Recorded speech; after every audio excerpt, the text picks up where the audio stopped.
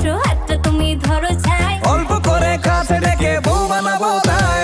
কেন পিছু পিছু আসো হাতটা তুমি ধরো ছাই। অল্প করে কাছে ডেকে বউ বানাবো তাই।